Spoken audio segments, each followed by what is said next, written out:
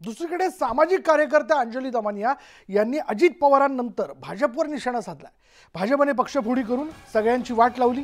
देवेंद्र फडणवीस सगळा कंट्रोल स्वतःकडे ठेवतात असा दावा दमानियांनी केला। पुणे हिट अँड रन प्रकरणी आरोपी असलेले वर्षाची 500 कोटींच्या वर नेट व्हॅल्यू असलेले कुटुंब आमदार सुनील टिंगरेला भेटायला का जातं असा सवाल त्यांनी केला। तर पुन्हा अजित पवारांच्या नार्को टेस्टची मागणी केली आहे। हे सगळं अजित पवारांनीच केल्याची गंभीर आरोप जो आहे तो अंजली दमानिया यांनी केला। अंजली, ते सगळ्यात पहिला तर प्रश्न अनेक जण जे तुम्हाला विचारतात, तुमचा या प्रकरणाशी संबंध काय, तुम्ही या प्रकरणामध्ये का बोलत आहात? एक नागरिक म्हणून आणि का बोलू नये। मी आज कसं आहे, खरं तर ऑपोजिशन प्रणाली उरलंच नाही। आज जर लोकांनी बोललं नाही तर विरोधी पक्षच उरला नाहीये, कारण सगळ्यांचेच जे पक्ष होते ते फोडून भाजपने सगळ्याच याची वाट लावून टाकली। तर मला आता असं वाटतं की कुठेतरी लोकांनी आवाज उठवल्याशिवाय हे सगळं होणार नाही। जर अगदी नुसता 4 दिवस एक तर कुठल्याही माध्यमापुढे येत नाही।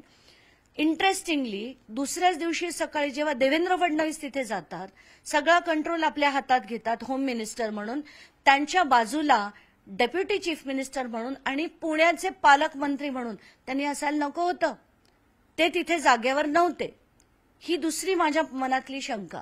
आणि त्याच्यानंतर 3 दिवस ते बोलले नाहीत, आणि बोलले ते पण असं मोघम, म्हणजे त्यांचे आमदार सुनील टिंगरे जे तिथे बसून होते ते का बसून होते?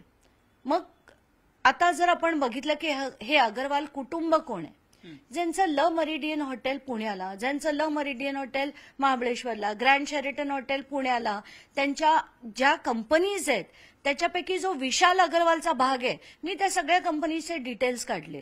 30-40 ज्या कंपन्या अग्रवाल कुटुंबाच्या आहेत त्याच्यापैकी ह्यांच्या ज्या कंपनीज आहेत त्याच्यापैकी नुसत्या एक कंपनीची नेट ॲसेट व्हॅल्यू जवळजवळ 600 कोटीच्या वर आहे।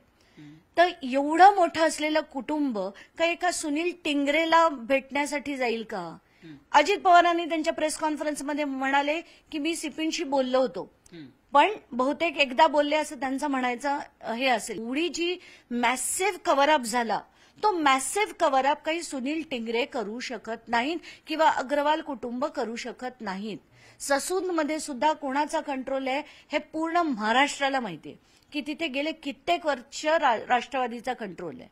तर हे जे सगळं चाललंय ते बघून मला डेफिनेटली खात्री पटली होती, म्हणून माझी खात्री आहे ती खरं आहे की नाही ते विचारण्यासाठी मी त्यांचा फोनची तपासणी मागितली आणि त्यांच्यावर नार्को टेस्ट व्हावी अशी मागणी केली। विशाल अग्रवालशी काहीही संबंध नाही असं जर निघालं तर अंजली दमानिया यांनी सार्वजनिक जीवनातून संन्यास घ्यावा, त्यांनी यापुढे कुठेही आपलं तोंड दाखवू नये। मी कालच रात्री ते बघितलं आणि काल रात्री तातडीने त्याच्यावर माझी जी रेकॉर्डिंग होतं ते ट्विटद्वारे त्यांच्यापर्यंत पोहोचवलं की चॅलेंज इज एक्सेप्टेड। जर तुमचा आणि विशाल अग्रवालचा काही संबंध नसला, तुमचा त्या कुटुंबाशी संबंध नसला, तुम्ही त्यांच्याबरोबर आर्थिक व्यवहार केले नसतील, तुम्ही पुण्याच्या सीपीना फोन केले नसतील, असं जर नार्को टेस्टमधनं आलं तर मी तुम्हाला लिहून द्यायला तयार आहे की मी याच्या पुढे कुठल्याही विषयावर कधीही बोलणार नाही, इतकी खात्री आहे मला। होत्या अंजली दमानिया ज्यांनी या ठिकाणी चॅलेंज तर एक्सेप्ट केलेलंच आहे, परंतु त्या आणखी एक महत्वाची गोष्ट सांगतायत की येत्या काळामध्ये या प्रकरणामध्ये आणखी काही नवीन खुलासे त्या करणार आहेत।